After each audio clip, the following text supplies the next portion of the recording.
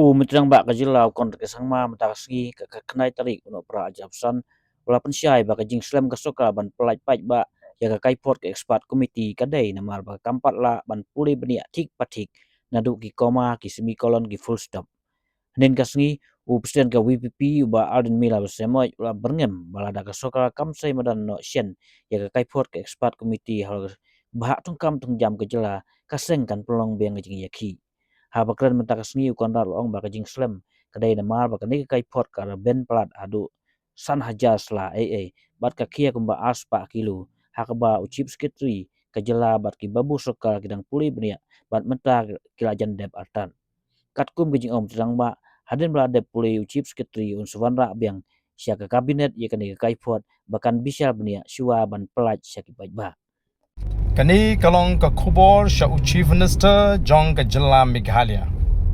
Ken riutli ki panai kala ya hadin bag expert committee kala pha ya ka report sya ka sarkar jilla. Nrai kalong ka basngusi bag sarkar jilla kampat shimla penbana ba ya kani ka report hadu minta. Wat hadin ba ka party kala ai ka jingtho bonsin ban pen kan mau ba kidai ban penbana ba no ya kani ka report. Lada ka sarkar kadang yai penslem parti kan haban shim ye ka sen jam ban penlong daga jinge ki pat ba sa shi sen pat ha kini ki kindiat sngi ba ki kindiat por ki ban wan huge. It's 200 kgs of report. That's like 4,000 or 5,000 pages. It is, and one has to go through every single word because even a comma can change the meaning of the report or the meaning of that line. So therefore, it would be wrong for us simply just to say we'll read the conclusion and that's it. It's not like that. It's not so simple.